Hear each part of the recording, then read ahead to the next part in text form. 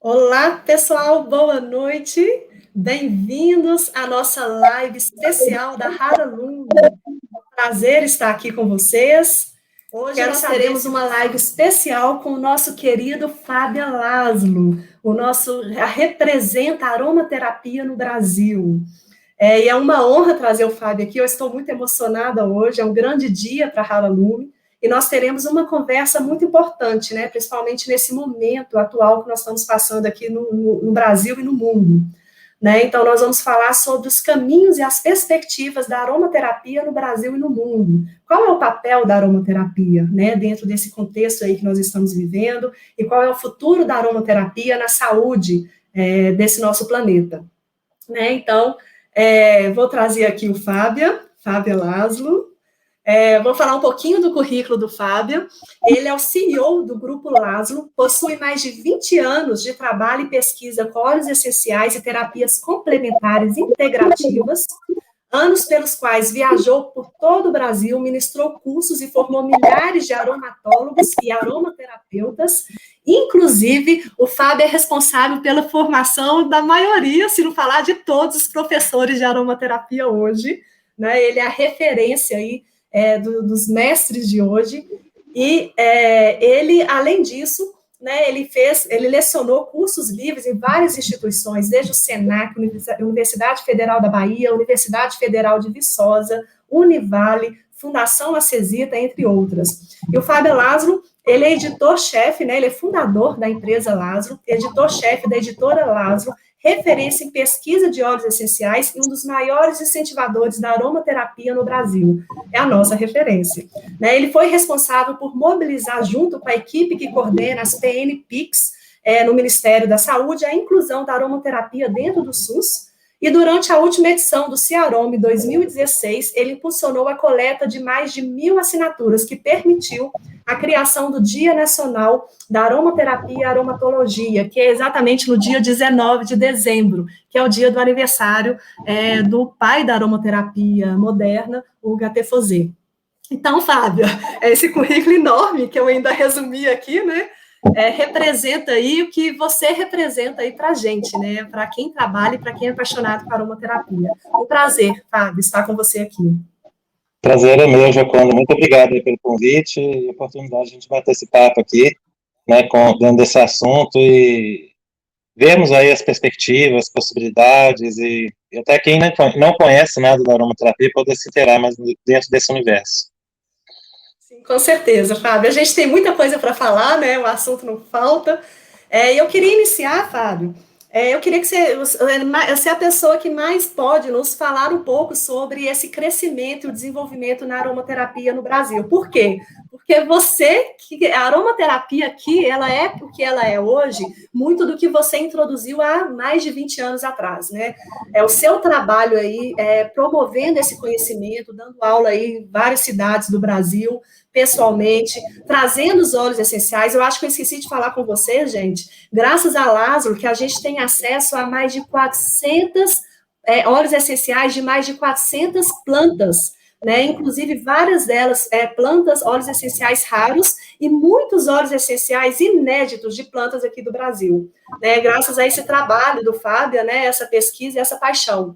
Né? Então, o que eu queria te perguntar, assim, né, no começo, assim, você já passou por essa história, por tanta coisa, né? Conhece a aromaterapia, esse crescimento da aromaterapia. A gente hoje está vivendo um boom da aromaterapia e, ao mesmo tempo, a gente está passando por uma pandemia de um vírus, né? Com essa abordagem que a gente que trabalha com as práticas integrativas não fica muito feliz, né? Os caminhos que estão seguindo. E eu queria que, dentro desse contexto todo, né, o que você considera e como que a aromaterapia está dentro desse contexto da pandemia, né? Qual que é a situação dela, como que ela poderia estar melhor e quais os caminhos que você vê aí, relacionando esse passado das pandemias com o que nós vivemos hoje aqui no Brasil e no mundo. Né? Pergunta complicada, né, Fábio? Não, mas tem muita coisa para a gente falar sobre esse assunto. Bom, lá atrás, né, falando em 20 anos atrás, ou mais tempo, digamos assim, a gente tinha uma visão por parte das pessoas do que era um óleo essencial muito diferente da realidade de hoje. Eu acho que Hoje é difícil a gente ver alguém, a não ser que a pessoa seja realmente muito leiga, né, confundindo uma essência sintética ou até marcas vendendo hoje, atualmente, essências sintéticas. Todo mundo está buscando algo realmente puro. É possível que a gente tenha alguma coisa adulterada no mercado, mas aí são situações, talvez a marca não está sabendo, ou ter comprado de algum lugar que a coisa não estava muito legal, mas a bandeira, pelo menos, de levantar do produto ser um produto puro, das pessoas estarem mais conscientes do que é aromaterapia, vendo isso há 20 anos atrás, vendo hoje, a realidade é totalmente diferente. Eu até coloco isso porque, assim, quando eu comecei, aí já indo para quase 30 anos, né, na minha adolescência, né, eu comecei, meu primeiro dinheiro na vida foi fazendo perfume e vendendo na escola, eu tinha 12 anos de idade.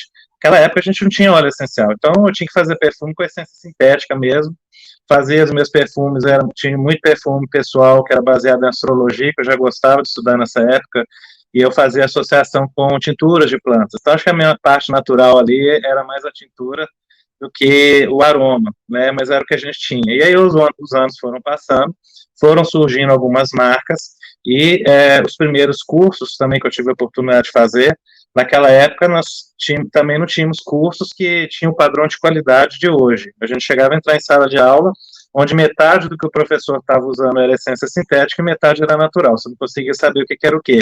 Né? Isso hoje, tentando lembrar daquela época. E eu cheguei a ter curso que eu entrei ouvindo falar de óleo essencial de Gabriela Sabatini. Então, para você ter uma ideia do que era esse universo naquela época, né? Mas, assim, o processo foi caminhando, as pessoas foram se conscientizando, e foi, assim, bem laboroso fazer esse trabalho também no Brasil.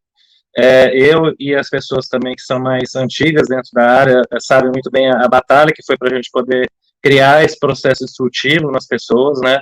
Eu trabalhei muitos anos viajando pelo Brasil, ministrando os cursos, e assim, ao mesmo tempo que era difícil, era encantador, né? A gente vê essa descoberta, vê o quanto que as pessoas se apaixonavam, e isso continua. Eu acho que essa paixão, né, dessa descoberta por esse universo, ela é tão bonita no olho das pessoas hoje quanto era há 20 anos atrás.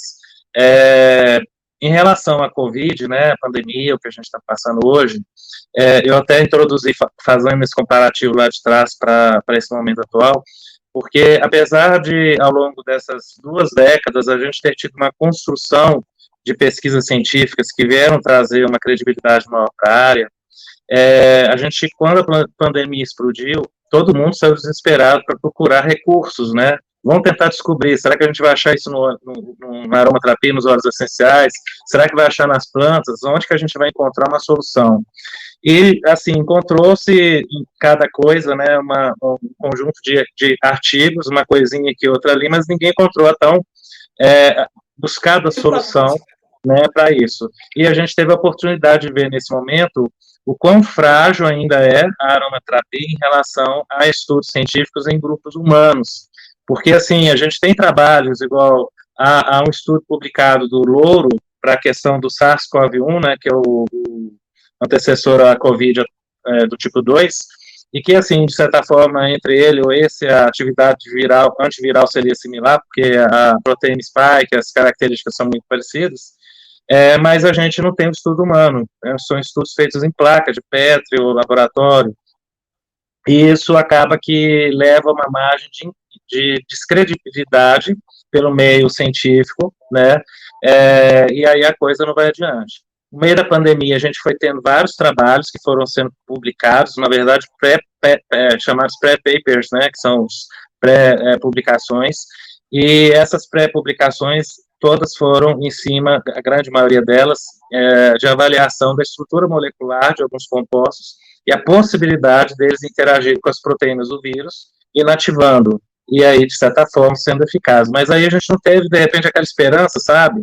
Nossa, alguém chegaram até essa conclusão. Vamos aguardar.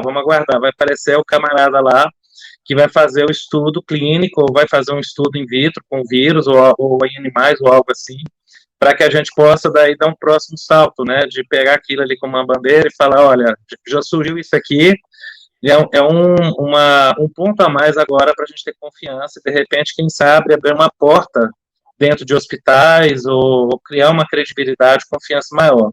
O tal estudo esperado também não apareceu.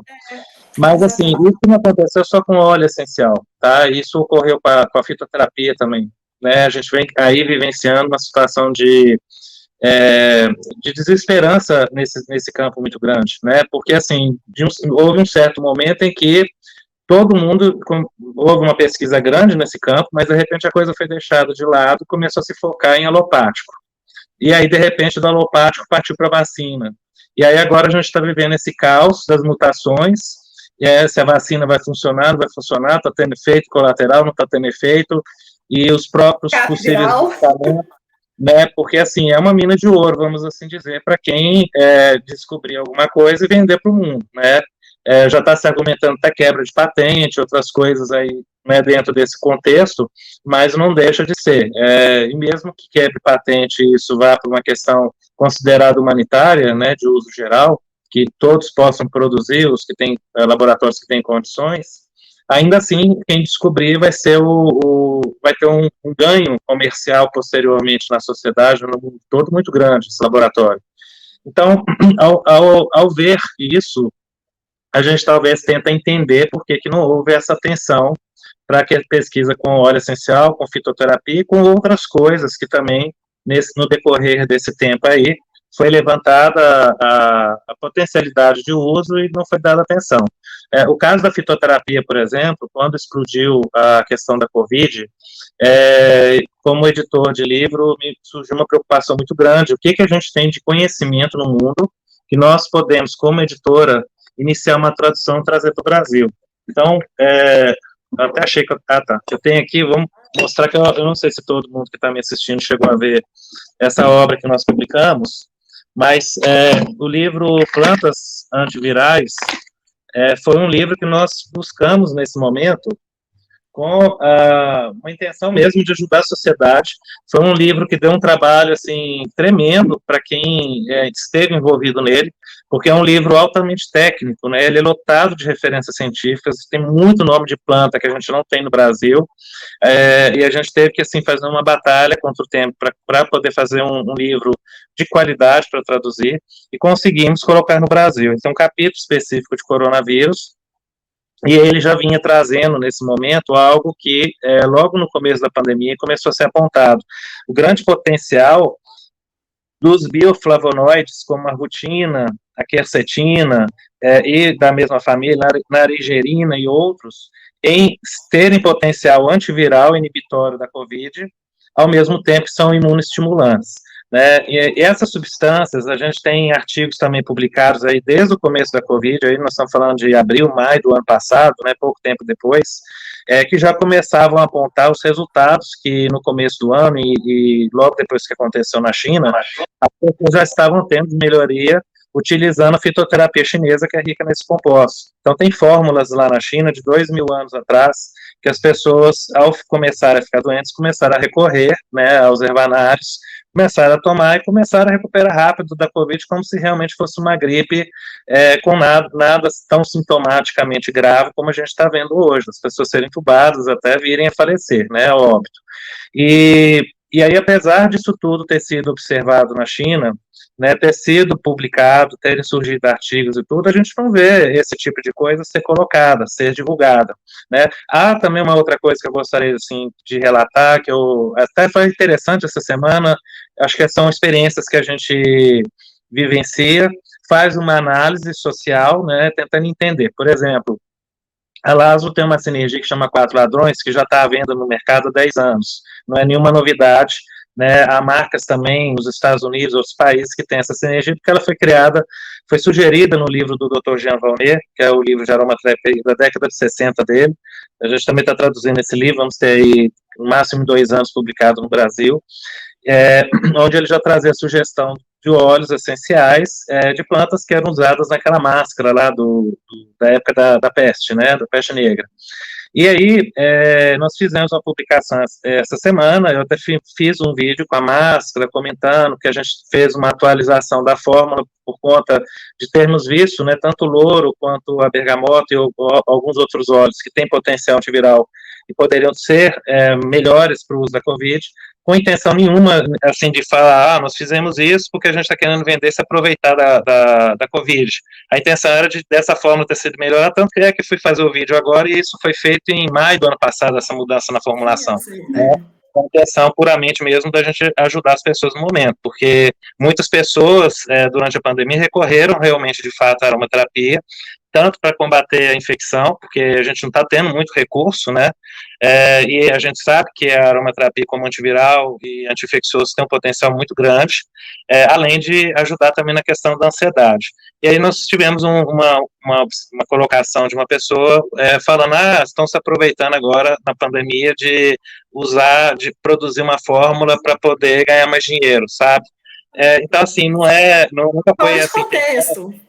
Mas esse exemplo que eu estou colocando é o exemplo que hoje é o exemplo que está movendo o grande medo das pessoas se posicionarem, porque veja o caso desses bioflavonoides que eu citei, tem um potencial incrível para ajudar no tratamento. A gente poderia ter, se isso estivesse sendo estimulado a consumo, pessoas não estarem, talvez, chegando ao ponto de entubar, poderiam estar tendo uma resposta terapêutica melhor em casa, né? Você mesmo, eu já tive a oportunidade de assistir palestras suas incríveis, né? Teve uma que eu me lembro você falando da acetilcisteína, de tudo, são recursos que a gente sabe o quanto que isso melhora a imunidade, né? Tem vários desses recursos que os nutricionistas e muitos médicos conhecem, né, que podem estar prescrevendo, e eu vejo que até os próprios profissionais de saúde estão com medo de prescrever coisas para melhorar a resposta imunológica, para trabalhar o terreno que é o corpo, para que ninguém adquira uma infecção ao ponto também de ser entubado. Então, esse medo que foi incutido na sociedade que a gente está vivendo hoje, e que está sendo a grande muralha para que a gente consiga também sair desse buraco que a gente está, porque realmente a gente está numa situação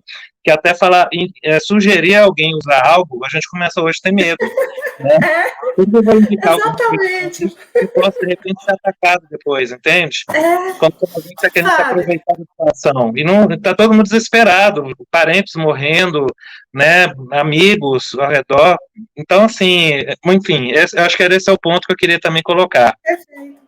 Fábio, e você foi perfeito no ponto, que é até um assunto que eu queria colocar aqui para você, para a gente conversar. Eu acho que deu uma deixa, né? Tem várias coisinhas que eu quero te perguntar ao longo dessa fala sua, mas só para ver se eu lembro aqui. Essa pessoa, né, que a gente vê essa postura das pessoas totalmente fora de contexto, né, totalmente deslocada, é uma postura que está sendo muito comum. A gente está vendo muito essa postura. E essa questão dessa polarização, né, onde que só tem dois lugares, né, a cadeira do certo e a cadeira do errado. Se você está nessa cadeira aqui, ou você está certo, então o outro está errado. E essa polarização, né, essa falta de capacidade de discussão, de liberdade para colocar as coisas. Esse é o primeiro ponto. Minha pergunta tem A, B, C, viu, Fábio? O professor tem essa mania de perguntar A, B, C. Então, primeiro ponto, frente a essa polaridade e a essa extremismo, né? As pessoas, às vezes, sem escutar, ou sem conhecer, sem ler, ela já julga, né? Já pré-julga, nem julgar, faz um pré-julgamento, e a partir daí já joga em cima. Né? Como que é como você acha que está essa postura e o que ela influencia, né? Eu já tenho minha posição, eu vejo tanto que isso está influenciando, eu dou aula desde, nem sei quando eu comecei a dar aula, agora eu esqueci aqui, me deu um branco, mas eu comecei a dar aula em 2007, né? Professora substituta da UFMG de Biofísica e Fisiologia, e eu vi, e tem pouco tempo, né? Se for considerar, né? São muitos anos, mais de 10 anos, só que é pouco tempo ao longo aí dessa educação nossa. E eu vejo que não tinha tanto essa polaridade, né? Eu vejo que ao longo desses anos, a gente está indo para uma tendência de falta de poder discutir. Se a gente coloca um posicionamento, ele vira política, ou ele já começa a julgar, e a falta de discussão é o pior aprisionamento que a gente tem na ciência.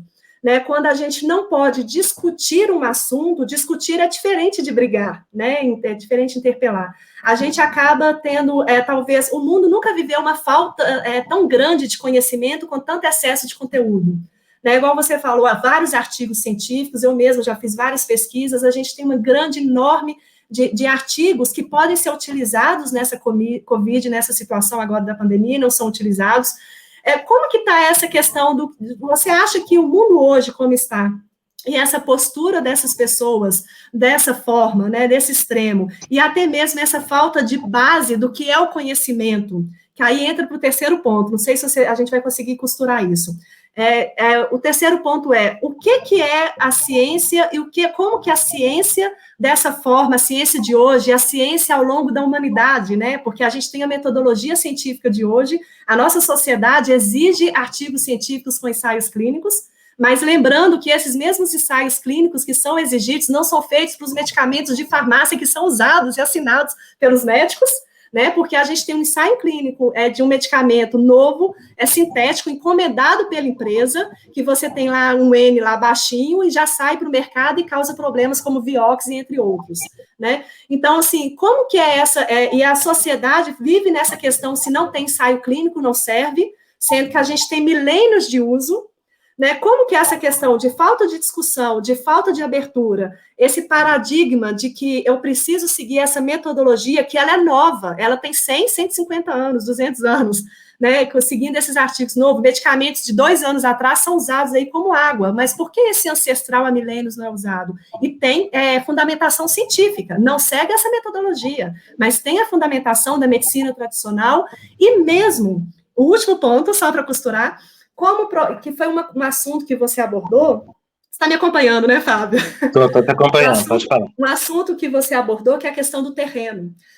Como professora da área, né, e ensinando aqui, tem vários alunos meus aqui, a gente cansa de falar que a gente só adoece, um corpo adoece, seja ele animal, vegetal, animal humano, não humano, ele só adoece quando tem um desequilíbrio entre o fator patógeno, em excesso, o agressor em excesso e a minha defesa em falta. Então, na verdade, esse fator agressor, né, que causa o desequilíbrio, que levando a doença, ele pode ser um vírus, uma bactéria, pode ser um sol, pode ser uma radiação, pode ser qualquer fator, e a minha defesa. E a gente sabe que se a gente fortalecer a defesa, a medicina sempre soube isso.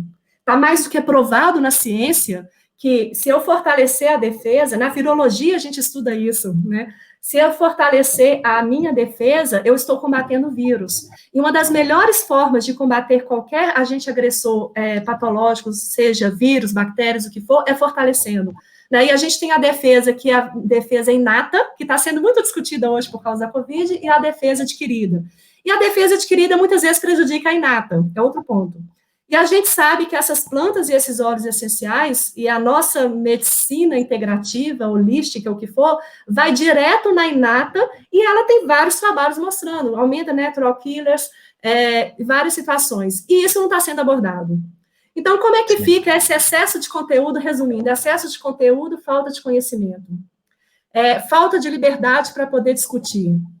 Essa premissa de que eu preciso realmente de ensaio clínico, de algo que vai me fazer, de um estudo de um ano com o N, sei lá, 20, seguindo minha estatística, mas não é valorizado esse conhecimento tradicional, né? E essa falta de estupim e essa falta de conhecimento junto com a educação e respeito a quem está ali anos e sabe o que faz, porque a pessoa está estressada, né? Como é que junta isso tudo? Relacionando com a história aí, Fábio.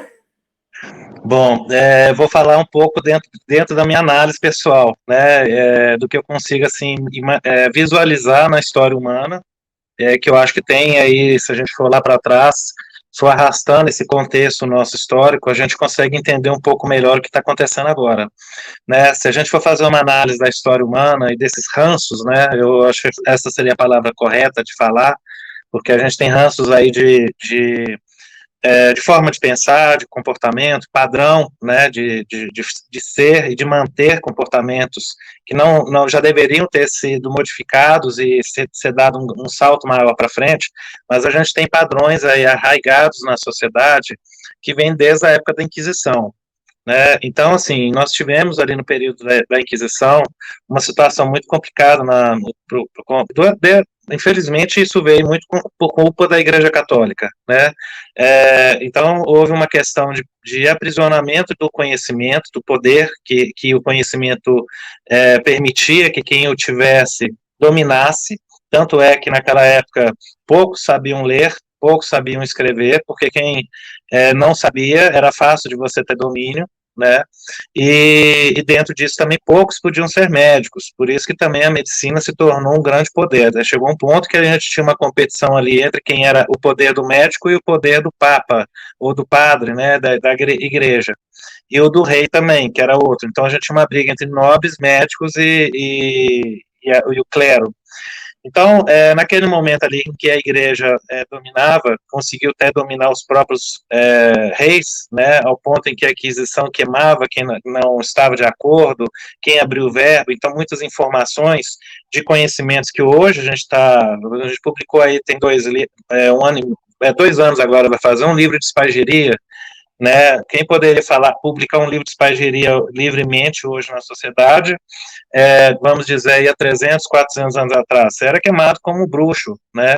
Então, essas informações, esses conhecimentos, estou falando da espagiria que para muitos, principalmente o meio acadêmico, isso não vão nem reconhecer, mas um livro médico mesmo, de fisiologia, talvez naquela época o camarada poderia ser queimado, hoje esse livro seria estudado, né, pela academia.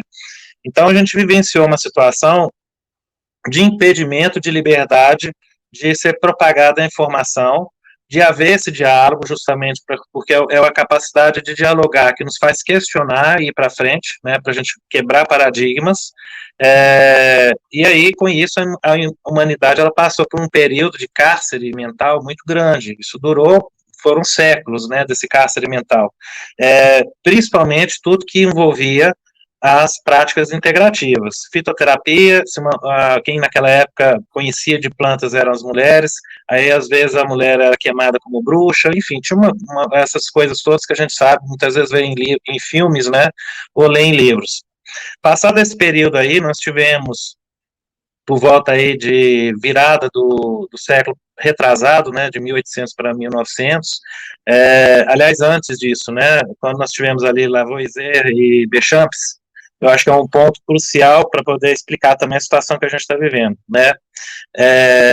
Lavoisier, Pasteur e Deschamps. O Pasteur, quando surgiu a questão das leveduras, dos micróbios, né? Porque tinha aquela coisa da geração espontânea. Então, todo mundo achava que podia nascer rato lá de roupa suja, aquelas histórias, e aí o Pasteur, né, tinha uma briga dele grande com o Deschamps, que era médico, né, e o Deschamps, ele trazia uma visão totalmente diferente, ele frisava que o problema não era o patógeno, o problema era o terreno, era o corpo. Então, se você não cuidava do corpo, o patógeno, ele ia comer o seu corpo. Na verdade, micróbios se desenvolvem no organismo quando o organismo está com partes dele se deteriorando ou morrendo. Esse é o entendimento da natureza, né? Por exemplo, se você tem um grupo de células no canto do seu corpo que está estragando, acontecendo alguma coisa, ou tem uma toxina, ou morreram, você vai ter um grupo de bactérias que vão lá para comer aquilo, para deteriorar, aí você vai ter formação de pus localizado. Nem sempre uma invasão bacteriana ela é uma invasão simplesmente porque teve uma contaminação do nada. Às vezes existe uma proliferação de micróbios, muitas vezes, com essa intenção de fazer uma limpeza ali, naquilo, né? A gente meio que fala que os micróbios são os faxineiros da natureza, né? Eles vão lá e fazem a limpa. Isso ocorre na terra, naturalmente, sempre que cai uma fruta que vai apodrecer, tem uma árvore que morreu, qualquer coisa que está ali à disposição, eles vão lá e fazem a faxina para fazer a reciclagem. Nós aqui sem eles. Eles fazem a reciclagem daquele corpo para que a natureza reaproveite. Então, se a gente começa a adoecer, nós estamos com algum problema no nosso organismo que nosso corpo não está tendo a mesma vitalidade, força vital para reagir, né, como um corpo de vida, né, não é à toa que se fala a palavra vitalidade, né, para que ele possa combater esses micro-organismos. E isso muitas vezes se dá por conta de má alimentação, por conta de toxinas, né, porque se come porcarias, porque não se alimenta direito. Isso o Deschamps já frisava muito fortemente. Houve uma briga muito grande do Deschamps com o Pasteur naquela época, inclusive em encontros, reuniões de médicos, de industriais, de indústria farmacêutica que estava surgindo naquela época, e que apoiaram fortemente Pasteur, porque Pasteur foi naquela época que surgiu essa questão do micróbio ter que ser combatido, e como que a gente iria combater o micróbio? Com antibiótico.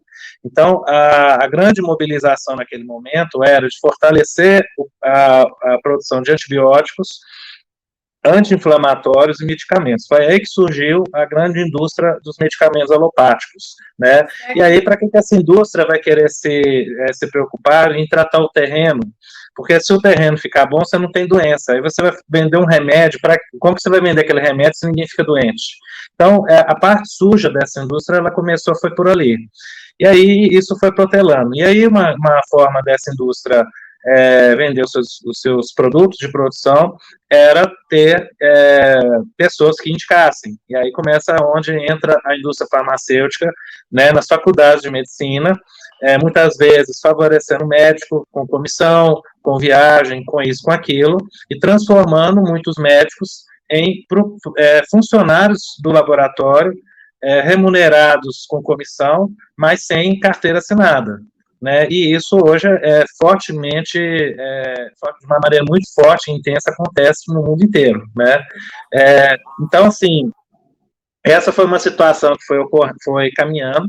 Você pensa que se nós colocamos numa sociedade uma informação e essa informação não é combatida, ela se transforma em verdade a partir de anos ou de décadas que ela é repetida boca a boca, sem ninguém questionar. Então, se a gente tem uma prática de induzir a sociedade a acreditar que para resolver o problema da infecção tem que ser com medicamento, que eu não posso, que a visão não é tratar o terreno, né, com um conjunto de visões, de entendimento, que se a gente for entrar aqui, acho que caberia uma outra palestra, uma outra live, né, para falar sobre isso, mas se isso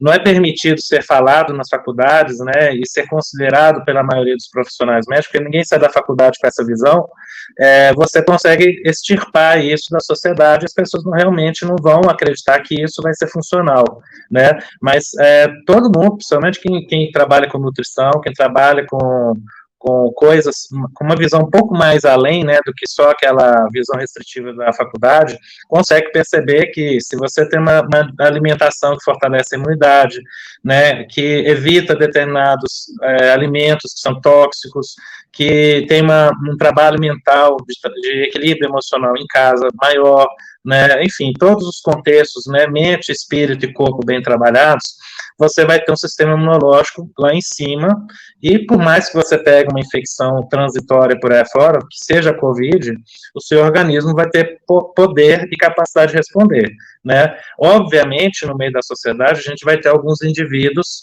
que, isso é importante a gente considerar, que o ser humano, nós temos milhões de perfis genéticos diferentes, e a gente tem pessoas que têm determinados polimorfismos, onde alguns são mais resistentes do que outros. Então, a gente vai ter, obviamente, na sociedade, pessoas que vão adoecer, vão ficar mais doentes, como tem ocorrido, né, e até vão precisar de ser internados. Mas será que essas pessoas também que estão ficando mais doentes, se elas tivessem um cuidado maior do corpo, né, da alimentação, da cabeça, de todo um contexto, será que elas teriam chegado àquele nível, daquele estágio, né? Fica muitas vezes essa pergunta. E dentro desse contexto, então, do diálogo, né, que você perguntou, eu acho que a dificuldade do diálogo vem justamente disso, vem lá de trás, dessas correntes que a gente tem ainda dentro da cabeça, né, parte também da incredulidade, da tendência em ser muito cético, né, por parte dos cientistas, dos acadêmicos. Vem da formação, né? Sim, vem da formação e vem desse estigma também lá de trás, de que as coisas, de todas essas colocações que eram feitas, né? Então, além de que a gente também teve um período muito esotérico, muito místico, né, por volta de 1850, 1900, até 1920, mais ou menos, a gente tinha muita prática integrativa que era usada, tinha muito sanatório, muita clínica de terapias naturais naquele período, que usavam muitas práticas alternativas. Algumas práticas que até hoje a gente utiliza, muito válidas, e tinha umas coisas realmente muito fora do contexto, né, que a gente pode dizer que realmente eram muito esotéricas. E isso também levou a esse ceticismo, que surgiu depois de uma forma muito forte, né, mas um dos fatores grandes que formou esse ceticismo realmente veio com a indústria dos antibióticos e dos anti-inflamatórios que veio de 1920 para frente, né, que foi a época em que isso cada vez mais foi sendo pesquisado, e obviamente, se você vê um micróbio, vê uma doença, uma pessoa morrendo, qualquer coisa do tipo, se já tinha a visão de que tem que matar o micróbio, ninguém vai pensar que o corpo que tinha que ser tratado antes, né, ou pelo menos como prevenção, esse corpo tinha que ser condicionado a ter capacidade de não se infectar gravemente para desenvolver a patologia. Ele pode ter a doença, mas ela vai ser transitória, ela não vai se agravar porque o corpo está preparado para combatê-la. Como você até tinha comentado aí, né, dando alguns exemplos da imunidade inata, imunidade adquirida. Essa questão da imunidade inata adquirida é uma das grandes polêmicas agora da vacinação, né, que também a gente mal pode falar nisso, porque se fala bem é atacado, se fala mal também é, então, assim... Até você é antivacina, que você não sei o que lá, tipo assim...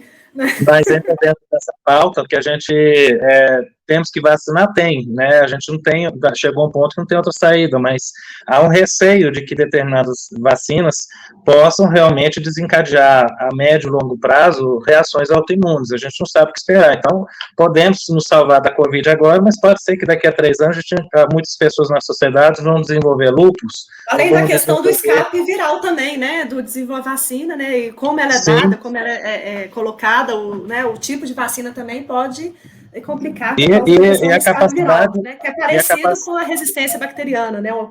Sim. Não estou falando que é parecido, estou falando que poderia fazer uma analogia com o que acontece, né? E se faz uma vacinação igual está ocorrendo no Brasil, que não é uma vacinação rápida, essa vacinação aqui pode demorar mais de um ano, você está vacinando e está favorecendo que as cepas que estão rodando ali, elas consigam conviver com esse processo e desenvolvam mecanismos de autorresistência. Então, é uma vacinação perigosa até, porque ela pode, a princípio, demonstrar que ela vai ser muito boa, mas, ao mesmo tempo, está sendo um laboratório, não é só para nós, seres humanos, está sendo um laboratório para o vírus, porque se você não resolve de uma vez, você vai favorecendo o vírus desenvolver resistência contra ela, né? Então a gente não sabe realmente o que pode esperar disso, se vai ser bom ou se vai ser pior do que a gente consegue, né, imaginar numa perspectiva muito negativa da coisa toda. Então, eu não sei se eu consegui responder o contexto todo, né? Perfeito. Mas é mais ou menos por aí. Hoje eu estou mais criativa com as perguntas, e você conseguiu me satisfazer aqui, perfeito. E o que eu percebi aqui, Fábio, que a gente já sabe, quem te conhece, quem faz aulas com você, né? Inclusive estão perguntando aqui de cursos seus. Inclusive, gente, eu quero falar com vocês que vai ter uma masterclass gratuita da Haralume, viu? Eu vou fazer 2 aulas, Fábio. Fazer 2 aulas gratuitas, só não lembro qual dia, Érica. Legal, gente, tem que aproveitar, tá? Fazer 2 aulas gratuitas aí, depois eu aviso para vocês. Tem gente aqui, Fábio, inclusive perguntando do curso seu aqui, se está planejado, porque o que a gente percebe, Fábio, quem te conhece já sabe, como eu falei, que você tem um conhecimento muito amplo, né? E você representa quem? Você representa a aromaterapia no Brasil, né? Então, a gente te conhece como o fundador da Laszlo, que disponibiliza, nos dá acesso a essa grande quantidade de óleo essencial que a gente não teria se você não existisse. E tem a questão da editora agora, né? Tem a área da terra também, que trabalha com alimentos. Mas o que a gente percebe numa simples conversa aqui de 30 minutos é que você tem um conhecimento muito amplo, né? Você caminha ali na história, você caminha na fisiologia, na imunologia. Então, eu quero te perguntar, a aromaterapia, dentro desse contexto, como que você acha que a aromaterapia, ela realmente perpassa por todos esses conhecimentos? É necessário a gente conhecer todas essas áreas, né? E o que é a aromaterapia, né? De onde que ela transforma? Ela é o quê, afinal? De onde que ela vem, onde que ela entra? E o que eu preciso, então, saber? O que eu preciso desenvolver? Já é a letra B? O que eu preciso desenvolver frente a o que é a aromaterapia? Né? E aí, ir para a letra C, que é, a partir daí, como que a gente poderia inserir a aromaterapia dentro desse contexto nosso hoje? Como que você aconselha, né, podendo falar até diretamente algumas coisas ou não, envolver a aromaterapia para melhorar o nosso mundo hoje durante a pandemia? E será que a aromaterapia é só óleos essenciais? Como é que é esse perpasso que seria a letra A? A aromaterapia também faz parte da fito, entra onde? Porque eu sei que você estuda aí desde os óleos essenciais até extratos, né, até na fitoterapia, medicinas complementares, entrando inclusive na medicina canábica, que é um outro assunto aí que a gente poderia falar mais para frente. Então, essas letras A, B e C, Fábio? Tá. Bom, dentro da sua pergunta, dá assim, para a gente discursar muita coisa, mas eu acho que um dos pontos-chave para poder a gente puxar aqui nós entrarmos um pouco do porquê que é produzido um óleo essencial por uma planta. Né, a gente começar a ter um pouco essa compreensão e a gente também tentar entender por que nós temos nariz e por que a gente tem receptor olfatório nas células todas do corpo. Né? Essa questão dos receptores olfatórios, ela já inicia uma grande resposta a isso tudo que foi perguntado. A gente sabe aí que em 2004 nós tivemos o Prêmio Nobel de Medicina por conta do Richard Exel e da Linda Buck terem identificado os genes relacionados ao sistema olfatório. Depois dessa descoberta, que foram aproximadamente aí 1.000 genes, né, 3% do nosso código genético só para sentir cheiro. Depois dessa descoberta, nós começamos a ter os primeiros trabalhos publicados, onde, a partir da identificação desses genes, começaram a mapear e identificar os receptores olfatórios, e se viu que essa quantidade grande de genes não era só para o nariz, que a gente tem receptores similares aos que existem no sistema nervoso no nariz, para sentir cheiro, nas células praticamente todas também do corpo. Né, nós temos receptor no pulmão, rim, coração, cérebro, pele, tudo sente cheiro, né? E aí, quando a gente vai na natureza, nós observamos que as plantas, elas produzem, até costumo um jeito de falar, né, que eu costumo colocar, que planta, ela não tem olho para enxergar, ela não tem nariz, né, ela não anda, ela não fala. Como que uma planta consegue se comunicar, inclusive à distância, né?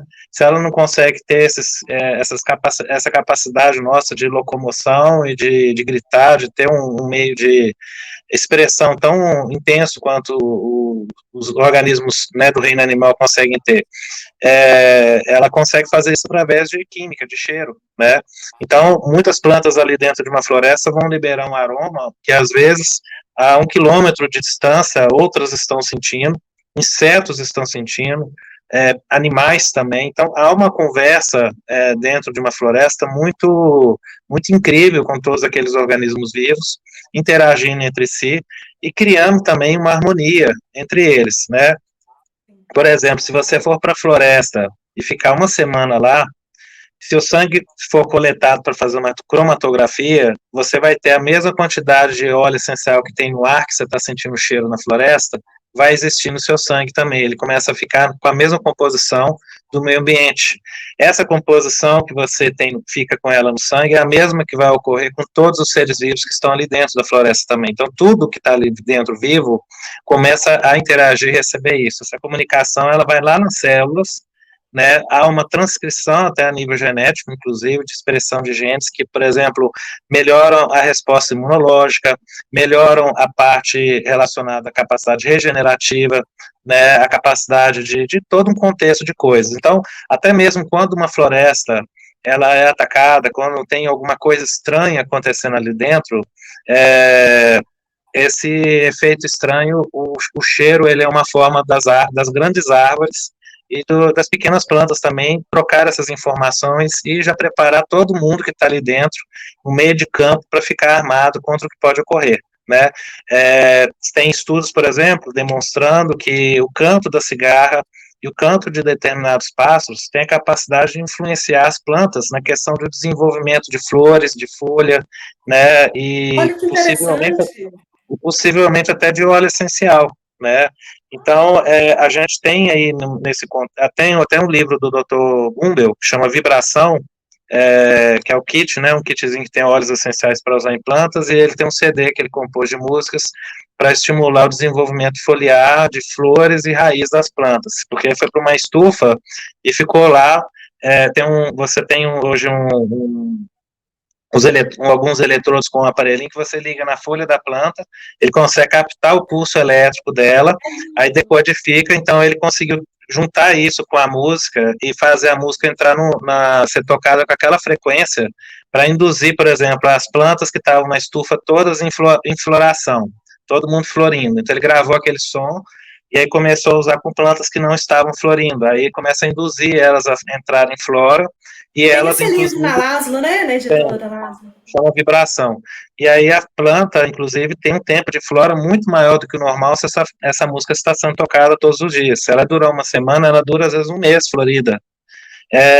Mas isso não é só com o som, isso também ocorre com o óleo essencial, com todos esses fatores aí, e o meio ambiente da natureza, ele tem todo esse contexto, né?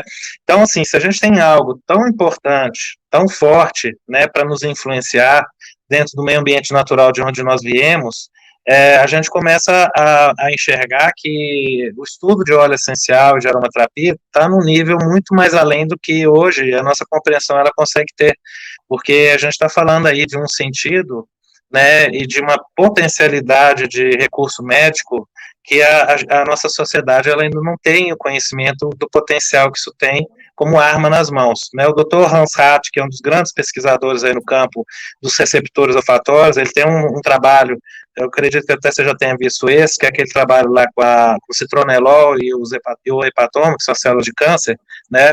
E eu acho que esse trabalho, por si só, já garantiria um prêmio Nobel, porque, ó, vejam, para quem nunca, né, viu a respeito disso, ele pegou Meus lá... alunos já viram, Fábio. O que já conhece, Quem né? foi seu aluno também já viu. Também já viu, mas tem muita gente aqui que ainda nunca ouviu falar. Mas então, a gente tem o estudo que foi feito com células de câncer. Temos o citronelol, que é uma molécula da citronela, que é anticancerígena, consegue levar esse tipo de câncer a entrar em apoptose, né, a cometer suicídio celular. E aí, através de um vírus, ele conseguiu mandar uma informação para a célula para inibir ou apagar a expressão genética do gene do receptor olfatório para essa molécula. Então, o hepatoma parou de sentir cheiro, vamos assim dizer. Quando isso aconteceu, ao se colocar essa molécula onde as células estavam, não acontecia mais nada, você não tinha célula nenhuma mais morrendo.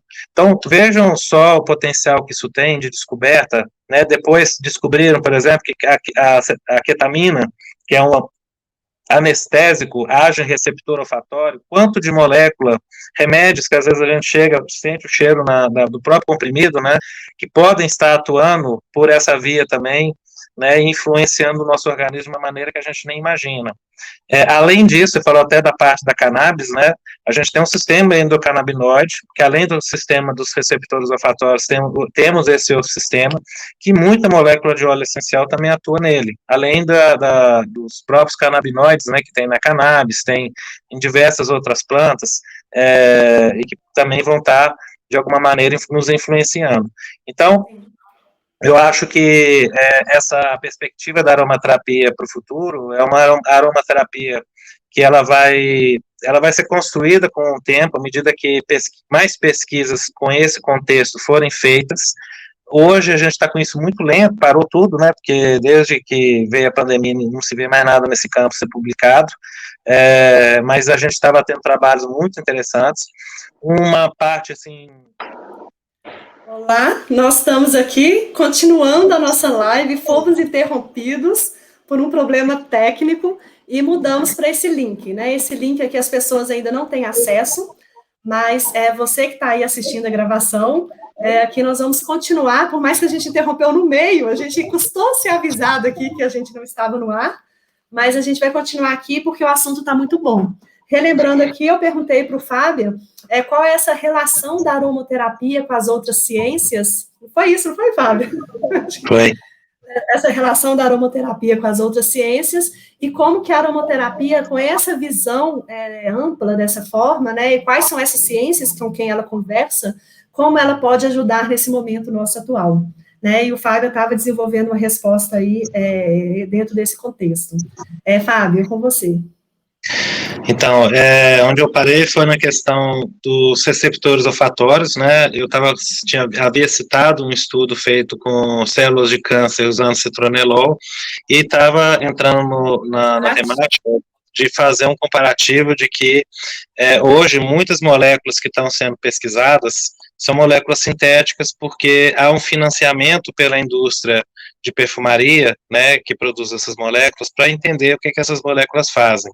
E as naturais, elas estão ficando, digamos assim, uma segunda pauta, porque não temos esse financiamento, por exemplo, vindo do governo, ou vindo de alguma fonte em que isso possa ser útil para a sociedade, né? A gente não tem, por exemplo, um órgão financiando um estudo com linalol, outro financiando com timol, ou com as diversas moléculas de óleos essenciais que poderiam ter potenciais aí muito vastos.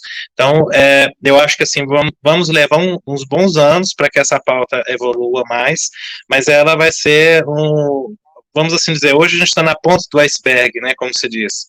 Quando essa evolução ela ocorrer e a gente conseguir estar no meio desse iceberg, realmente a aromaterapia e uma nova visão do que é o olfato, ela vai nascer no mundo e a gente vai ter uma abordagem muito diferenciada da que tem hoje no contexto terapêutico.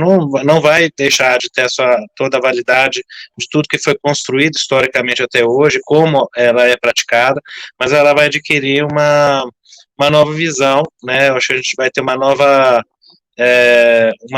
alvorada em cima desse contexto nascendo, né? Um novo sol vai surgir em relação a como ela pode ser praticada.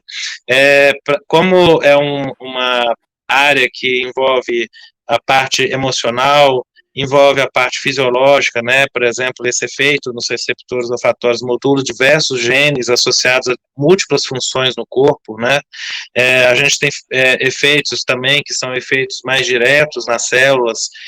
Tudo isso vai englobar vários campos que a gente pode estar considerando aí campos de estudo.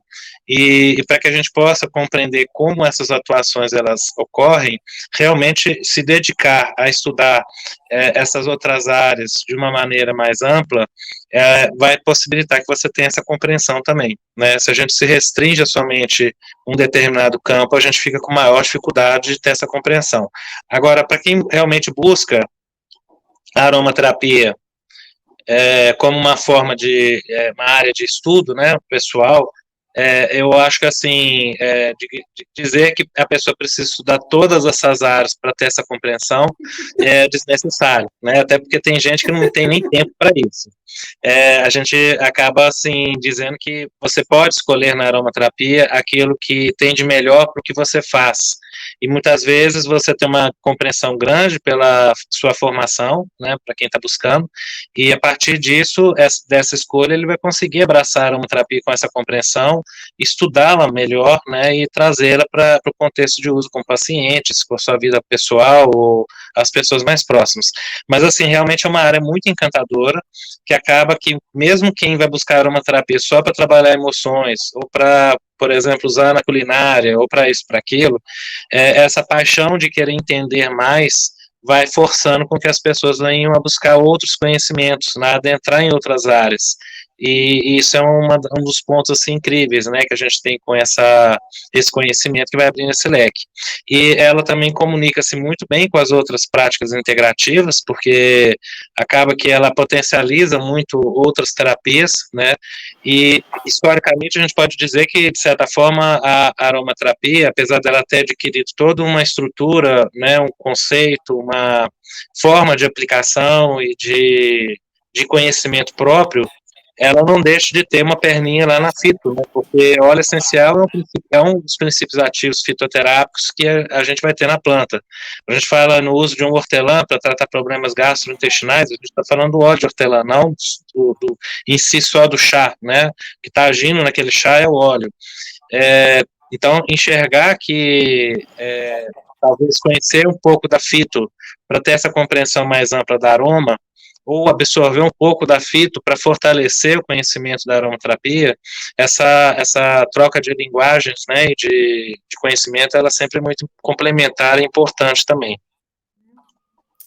Ô, Fábio, quando você colocou essa questão da aromaterapia, né, do conhecimento, né, o que eu vejo, assim, que a aromaterapia é muito ampla, ela realmente abraça muitas áreas, né, quando eu coloco no curso, por exemplo, a gente tem que estudar sobre botânica, tem que estudar fisiologia, farmacologia, um pouco sobre as práticas integrativas, a visão vitalista, né, conhecer as diferenças da visão vitalista, com a visão como é que chama? Cartesiana, né? Então, entender o que é paradigma médico e, ao mesmo tempo, a aromaterapia, talvez, é um questionamento que eu tinha, eu estou querendo mudar de ideia, talvez ainda a aromaterapia não nos dá todo aquele conhecimento, todos aqueles ingredientes necessários para ser considerada uma prática médica. Ela é uma prática terapêutica.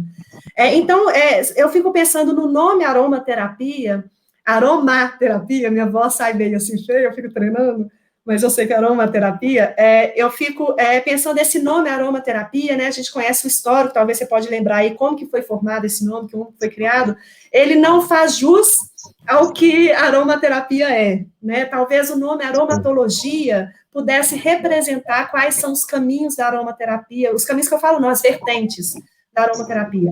Então, como é que você pensa essa questão do nome aromaterapia, da definição, que inclusive eu faço a definição clássica que a gente vê, mas toda vez que nos cursos, na introdução, eu falo a definição de aromaterapia, me dá uma sensação que eu não estou conseguindo passar o que realmente é aromaterapia. Está entendendo? Sim. E para você, como é que você vê essa questão aí? Essa sofrência com o nome, ela surgiu e passou pela vida do Gattefossé também. Não sei se você sabe da história, mas na segunda edição que ele estava fazendo do livro e acabou falecendo antes de publicar, ele tinha um manuscrito onde ele estava esboçando um prefácio para o livro, onde ele estava justamente escrevendo que quando ele foi definir o nome para o livro e para essa técnica, ele ficou muito, assim, na dúvida de qual palavra escolher, né? E aí dos termos que passou na cabeça dele era chamado de timoterapia, porque tim, né, o tam vem do grego. Eu não sabia disso não, Fábio. Tim, ou tam, né, que é da palavra do tomilho, significa perfume no grego. Na verdade, assim, aroma, perfume, está tudo muito dentro do contexto da mesma palavra, mas só que você tem a possibilidade de falar arome, né, o aroma, ou você pode falar tim, e aí, isso estou falando em inglês ou português, e aí daí surgiu a opção de colocar aromaterapia, porque ele mesmo, redigindo, colocou escrito lá que ele teve a preocupação de confundirem com uma terapia com a glândula timo, ou alguma coisa nesse campo, porque poderia ser subentendido como algo nessa linha. E aí, então, surgiu a opção de colocar aromaterapia. Mas eu concordo, e eu acho que o Gattefossé também concorda com a gente na segunda edição do livro, do prefácio, né, que nunca saiu, que é uma palavra infeliz, porque ela realmente não demonstra a complexidade e o potencial que essa prática tem, porque a gente sabe que é muito mais do que ficar colocando cheirinho de difusor dentro de casa, né, principalmente quem começa a estudar o assunto dentro dessas vertentes, dessas outras temáticas, e começa a fazer esse processo associativo, né, da psicologia, da farmacologia, da botânica, e aí embora a gente vai, você vê que é algo que está muito mais além do que simplesmente se ater a pôr um óleo no difusor e sentir bem-estar dentro de casa.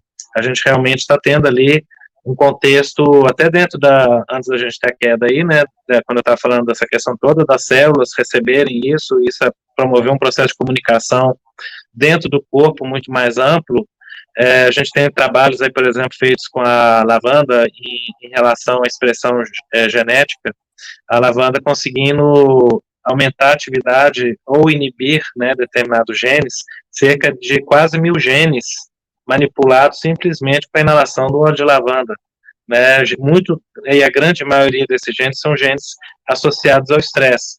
Aqueles que estão hiperativos no estresse são subativados, né, e o que está subativado, que você precisa de aumentar durante o estresse, eles são colocados para funcionar. Então, realmente, a palavra ela não consegue traduzir o significado de tudo isso aí que a gente estuda e pratica, né, quando nós estamos falando em um aromaterapeuta. A palavra aromatologia, eu acho que eu até fui um dos introdutores, né, desse termo aqui no Brasil, que isso era muito pouco utilizado, digamos aí, há 15, 20 anos atrás.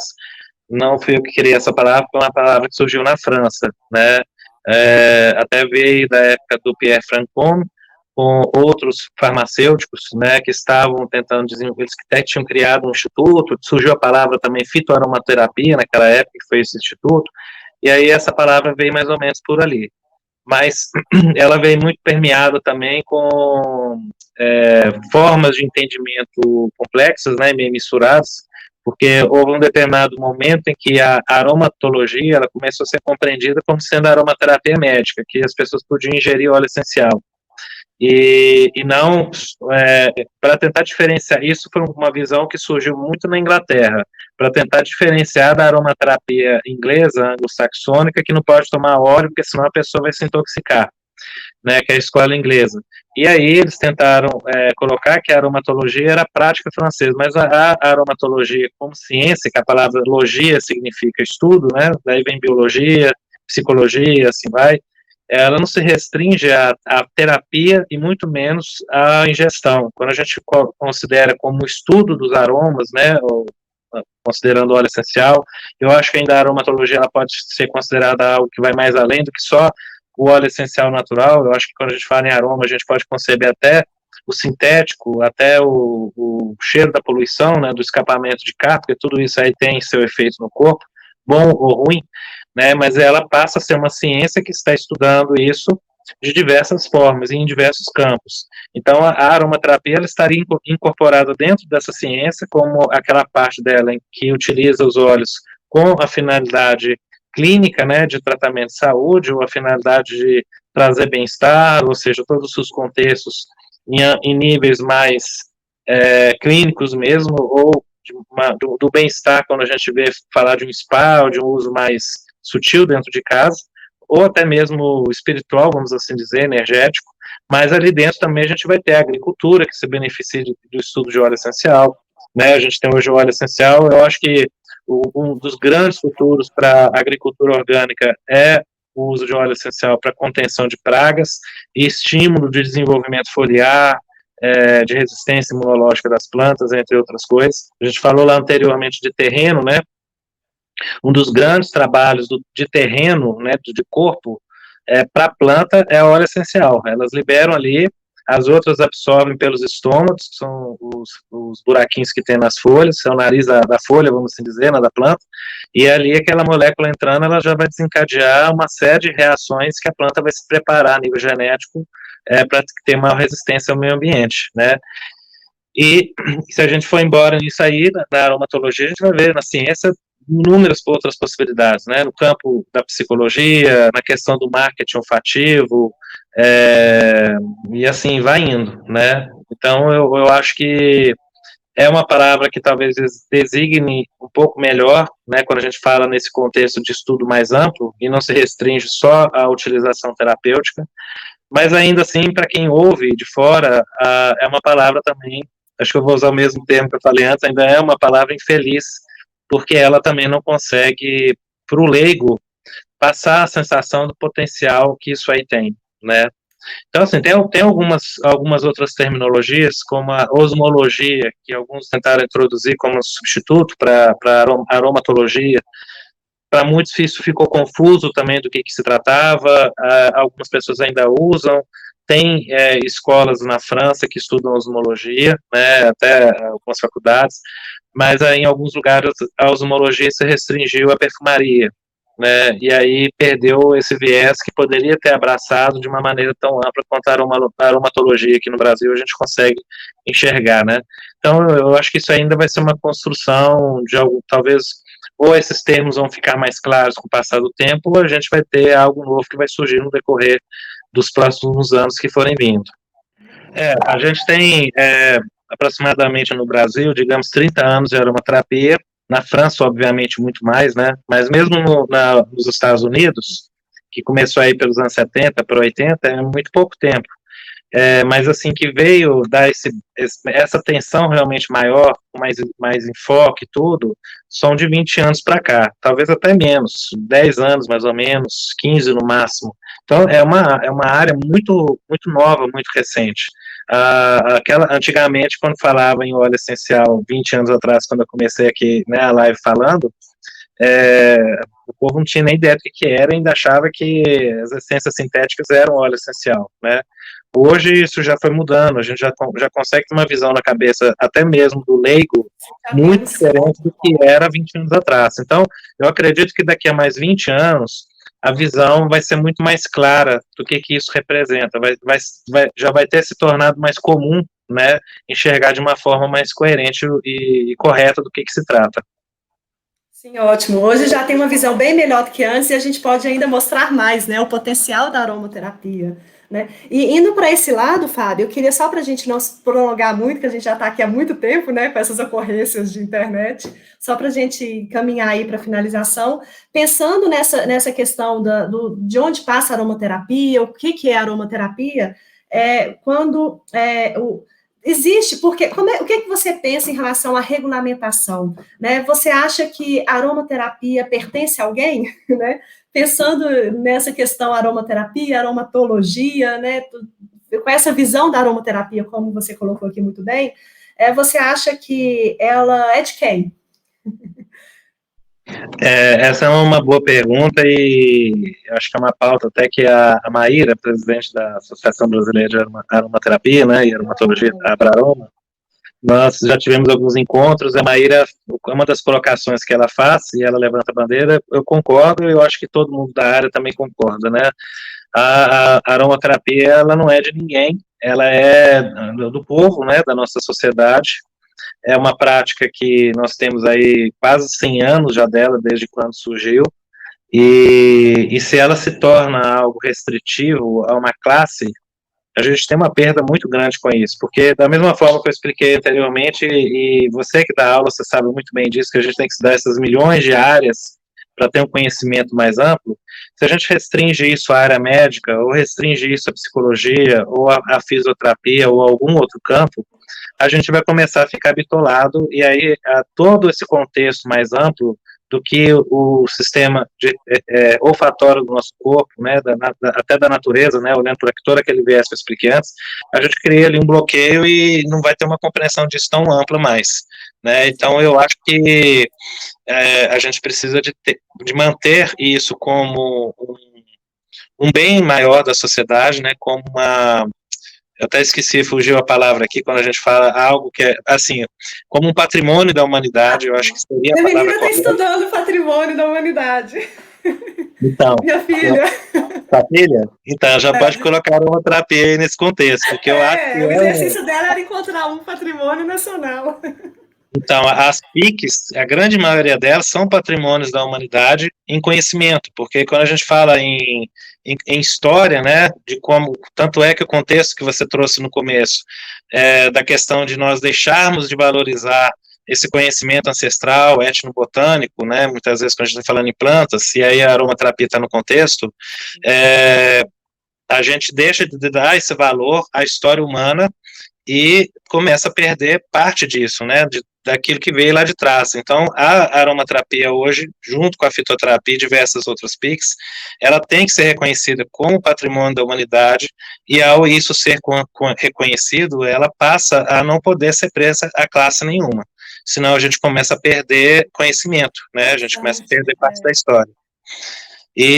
Então, assim, essa visão que eu tenho do significado, né, da importância dela, e eu acho que a gente vai ter, hoje nós estamos com uma busca das pessoas por essa área de uma forma muito diferente. A pandemia foi um cenário de grande aprendizado, de enxergar como que as pessoas hoje acordaram para buscar a aromaterapia.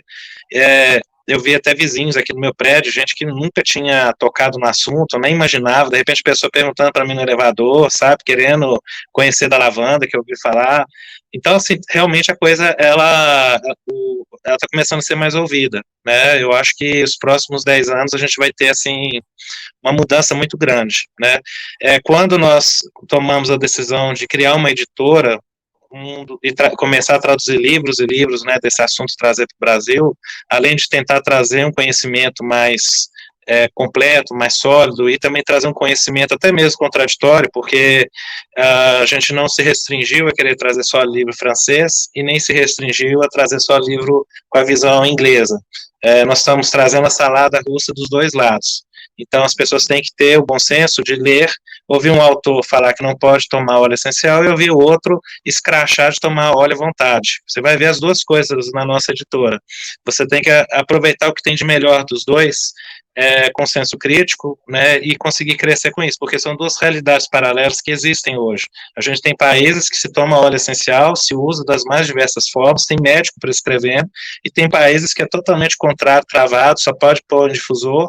As pessoas, assim, são altamente críticas em relação a essa prática. Então, são contrastes que são reais na sociedade, em dois contextos de décadas, né, que não estão errados nem de um lado nem do outro, mas aí dentro desse contexto a gente tem que ter o bom senso que para determinadas práticas se precisa de mais estudo, né, e responsabilidade na hora de usar, com dosagens adequadas, entre outras coisas, e outras formas de uso mais sutis vão ser mais fáceis, mas uma não tira a importância da outra, né, mas eu acredito que esse tipo de conhecimento introduzido na sociedade, eu já tenho visto desde 2016, quando a gente criou a editora, essa grande mudança, né, por conta da informação tá chegando, mas os próximos 10 anos, uma informação maior ainda, ajudando a fazer uma, digamos assim, uma grande revolução, né, de consciência na cabeça das pessoas.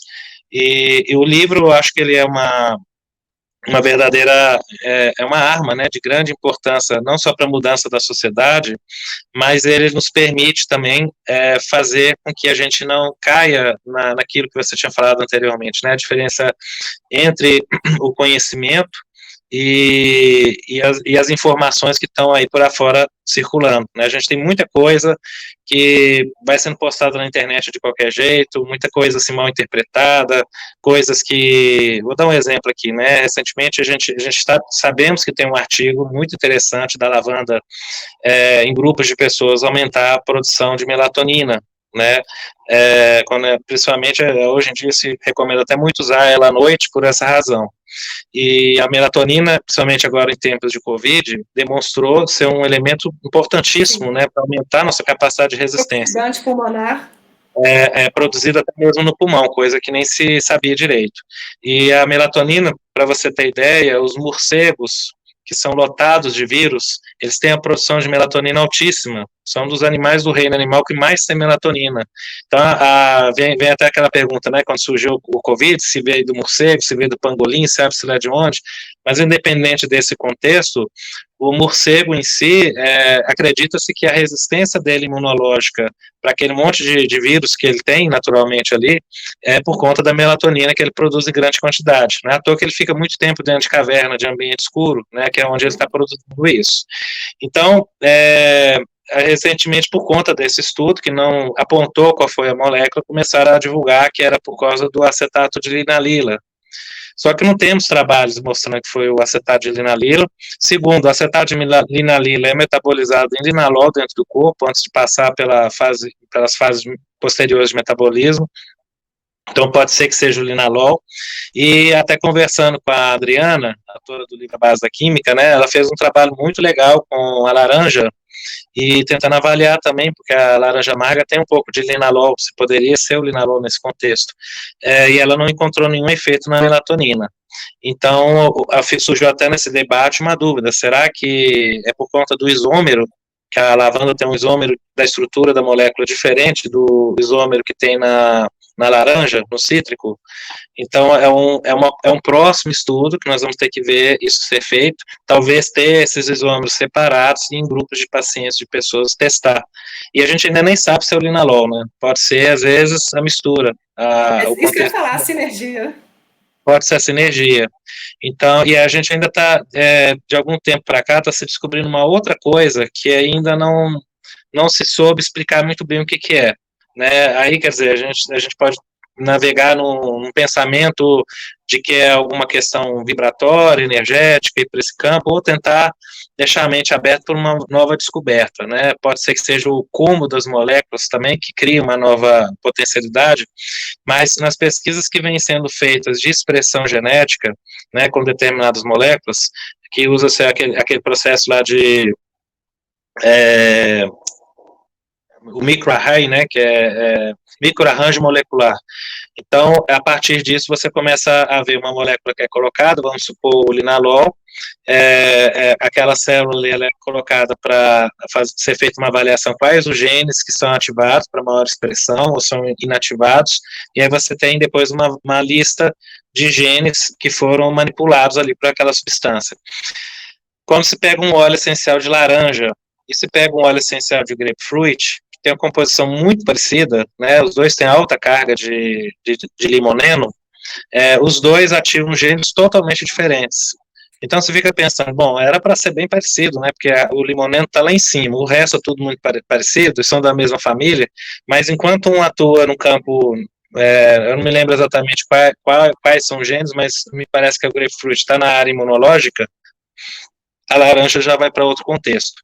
Então, esse novo campo a ser descoberto, ele rompe todos os paradigmas associados à parte de influência química, porque a química sozinha, por si só, ou o estudo dos majoritários, não justifica esse tipo de coisa, né?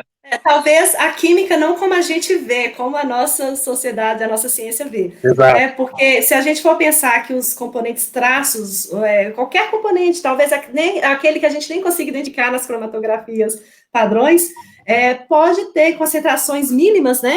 Como você falou, né? Não precisa ter concentrações altas, talvez até frequencial, o efeito frequencial, pode interferir na química, né? Na química Sim. Como todo, não a química como a gente vê. Que seria esse efeito entourage, eu tenho que falar esse nome, na verdade, que seria esse efeito sinérgico, que é parecido, que na verdade é o mesmo, do efeito que a gente vê com a cannabis, que é a grande questão. Não tem como entrar na questão da cannabis agora por causa do tempo, é muito conteúdo, né, Fábio? Mas eu queria que você falasse um pouquinho, porque eu só queria deixar aqui, gente, registrado, porque quem sabe alguém um dia vê, porque o meu sonho é fazer um filme, não um vídeo, fazer um filme da aromaterapia no Brasil, e para mim você, não estou puxando de saco não, mas para mim, mas isso é óbvio, né, todo mundo sabe, você representa isso aí, o que a gente tem hoje, graças ao que você implantou aqui, o seu trabalho ali ao longo de anos, eu acho que esse caminho, essa mentalidade aberta, graças a Deus, eu agradeço a Deus todo dia, por você ter essa mentalidade, essa cabeça aberta, essa visão ampla, porque é isso que vai refletir no desenvolvimento e no caminho, no futuro da nossa aromaterapia. É como eu vejo.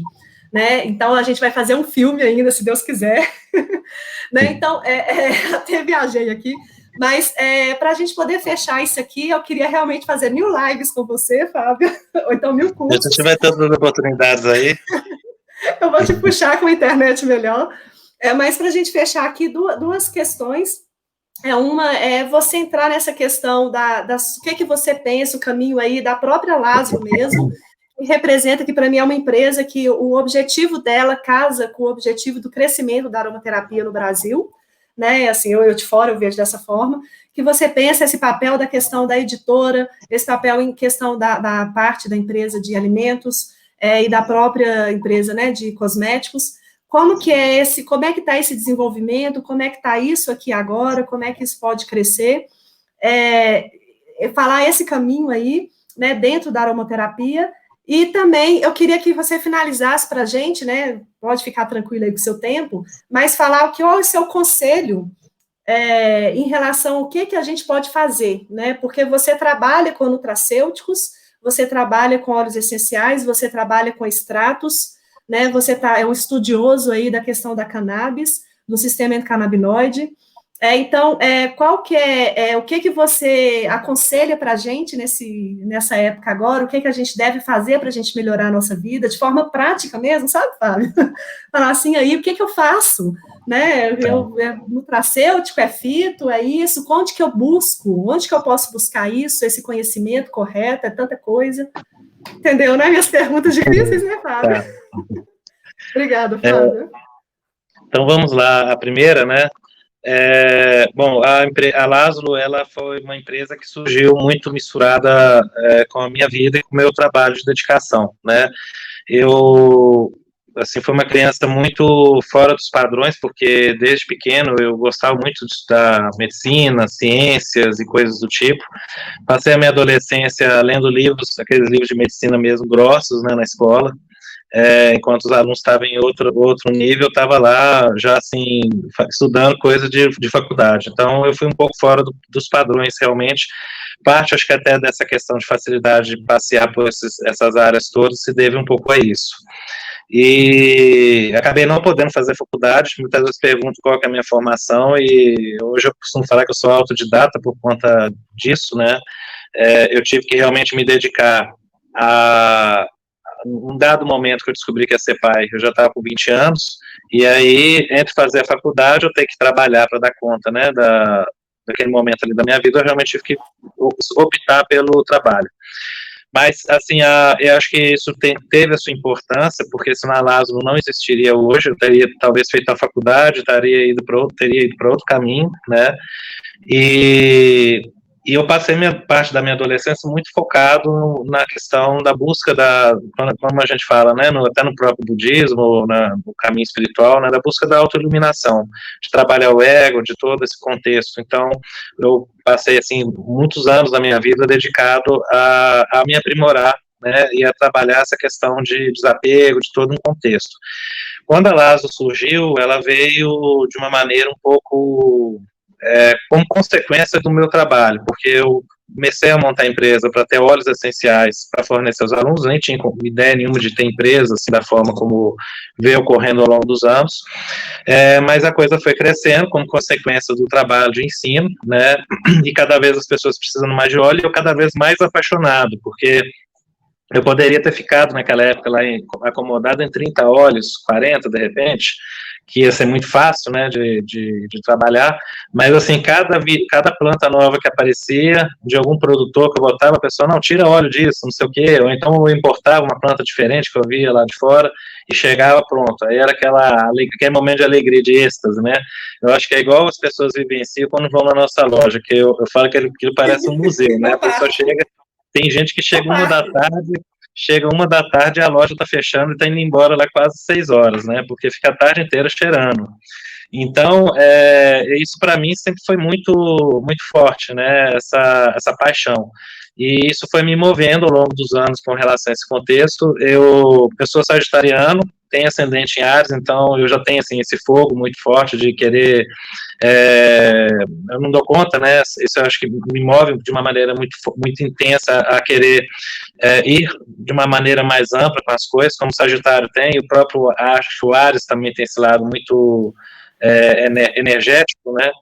No contexto da gente abrir mais um leque da empresa para outras coisas. Então, a questão da editora vem muito dentro disso, né? A questão do ensino, com essas visões mais fora da caixinha, né? Da gente conseguir abranger o contexto de uma maneira mais ampla, e também a indústria de alimento, que já era algo idealizado há muitos anos atrás, com relação, principalmente, termos os óleos com a liberação para ser ingerido e para não ter uma preocupação quando a gente fala em uso da aromaterapia francesa. Mas aí veio surgindo, nesse caminho também eu conheci a Camila, que é a minha esposa, a gente começou a comungar de muitas ideias juntos, a questão dos chocolates, né, e assim, aí nesse viés aí desse caminho, as coisas foram se construindo naturalmente, né. Eu enxergo que qualquer empresa que é construída, ela tem uma responsabilidade muito grande na sociedade, né? A nossa empresa hoje ela tem 60 pessoas, e a gente não só tem uma responsabilidade muito grande com essas 60 famílias, mas a gente tem a responsabilidade também das pessoas que compram o nosso produto, usam para se tratar, e até mesmo quem vive desse produto que acaba sendo comercializado, né? Para ter uma ideia, tem produtos que quem trabalha conosco internamente vê o tipo de preocupação que eu tenho, porque a gente tem casos igual a groselha negra. Para que a groselha negra, é uma situação assim, que ela vai e volta sempre, porque a groselha negra no Brasil é um filme de terror, sempre está sem ácido gama-linolênico, né, a quem importa. Para me trazer direto, eu teria que trazer um tambor de 200 quilos, e não compensa. Então, eu tenho que ficar triando fornecedor, com cromatografia, para ver se a gente está com o ácido gama-linolênico adequado, porque eu tive a oportunidade de ter muitos casos, não só que eu atendi, mas pessoas que trazem os relatos de, por exemplo, uma criança com problema seríssimo de dermatite de contato que nada resolvia, cansado de usar corticoide, aí começa a usar uma groselha negra, né, por causa do ácido gamulinolênico, que você vê a foto da pele daquela criança toda normal. E aí, para mim não pode ficar sem groselha negra. Aí você imagina eu ver uma análise, uma cromatografia de uma groselha negra que está 0 de AGL. Como que eu vou conseguir pôr esse produto no mercado pensando que eu vou ter uma criança com uma pele naquele estado, ou, sei lá, uma pessoa com outra situação similar, ou pode ser até um cachorro também, e aquilo ali eu estou vendendo algo que eu vou estar enganando o outro. Então, a Lázula, ela foi construída em cima muito dessa preocupação, né, e dessa questão de ética, de caráter, da gente tentar fazer algo que seja o melhor possível. Até isso é um lema dentro da nossa cultura, né, a gente pode errar, mas o erro, ele não é intencional nunca, né, a gente tenta realmente fazer o melhor que a gente pode fazer. E aí, dentro dessa visão, eu acredito que uma empresa como a gente conseguiu construir, ela tem um legado a deixar para a humanidade, principalmente o Brasil, né, nossa sociedade aqui muito grande. Então, a gente tenta tratar ela com muito esmero, porque eu não vou ficar eterno aqui, nenhum de nós que está trabalhando na Lázaro, mas o que a gente está conseguindo construir e deixar, principalmente através dos livros, que eu acho que para mim é o meu maior mimo dentro da empresa, né, a gente tem conseguido criar uma editora que traz informação, que vai mudar o país, realmente é um legado para a nossa sociedade de extrema importância, porque a gente está construindo um futuro totalmente diferente do que nós temos hoje, com o conhecimento que está sendo introduzido aqui, né, e é uma responsabilidade muito grande também. A editora, hoje, a gente até atualmente a gente ainda tem feito isso, que é revisar os nomes botânicos, redefinir os nomes comuns. Os nomes botânicos têm muito nome que foi modificado ao longo do tempo, né, por reclassificação de espécie. Então, eu vejo isso também como uma responsabilidade imensa, porque hoje os nomes que eu adotar no livro, botânicos e comuns, até as efenizações, a gente teve vários debates, né, e hoje a gente está com essas questões sendo padronizadas, inclusive algumas edições de livros anteriores, nós já estamos até atualizando uma outra nomenclatura, mas é de uma responsabilidade muito grande, porque os próximos 10, 20, 30 anos, as terminologias, as referências todas vão sair da nossa editora, né, por conta da editora ter a maior parte das obras publicadas, e ter essa importância, né, de consulta e tudo mais. Então, isso tudo a gente tenta tratar com uma atenção muito especial, por conseguir enxergar o impacto que isso tem na vida das pessoas e na sociedade. Bom, aí a outra pergunta que você me fez, né, só para me lembrar, era sobre a última. Eu vou lembrar, mas deixa eu só aproveitar essa fala sua, porque isso que o Fábio colocou, gente, isso é muito importante, porque na Rara Lume, por exemplo, a nossa função nosso objetivo aqui, né, é promover o conhecimento, né, eu fundei a Rara Lume com esse objetivo, hoje estou eu e a Érica, e a gente quer promover o conhecimento correto, né, de todas as formas, com cursos gratuitos, com cursos para nos manter aí, cursos de diversos, cursos para diversas áreas, para diversos interesses, né, a gente quer ampliar essa área do conhecimento. E não tem como a gente avançar no conhecimento sem a leitura, né, quem já fez curso aqui, quem conhece, sabe o tanto que eu indico livros, a literatura tanto de artigos científicos, só que só artigo científico, né, eu ensino, entrar lá no site, ler artigo, interpretar, porque o artigo é necessário, sim, a gente não tem ensaio clínico, mas a gente tem que conhecer o artigo in vitro, sim, saber discutir esse artigo de uma forma coerente, concreta, sem extrapolar, mas ele é a base necessária para todo mundo que estuda aromaterapia, né, a gente tem que ter cuidado com isso, né, o que é discutido muito aí, como interpretar. Mas, além disso, Fábia, a importância da editora, o que eu vejo, porque a gente precisa de material em português, e a gente precisa de material não só de artigos científicos, a gente precisa dessa cultura tradicional, essa cultura popular, e essa experiência desses outros profissionais ao longo do mundo. Está travado? Sim. Vocês estão me ouvindo? Bom, aqui está tranquilo. Mas eu te entendo. Está me ouvindo, Fábio? Érica? Estou te ouvindo. Acho que eu estava falando sozinha aqui. Não, aqui para mim eu estou te ouvindo. Ixi, não está chegando a informação? Vocês estão me ouvindo? Tá ouvindo? Tá tudo bom. Tá Tá. ótimo, eu estou aqui 1 hora esperando. Mas, Aqui você não voltando aqui... Não, então você estava me vendo parada, né? Eu estou tentando ver aqui que parecia que tinha travado. É que você ficou travada, que deu falando que minha internet travou. Mas, aí, Alessandra, obrigada.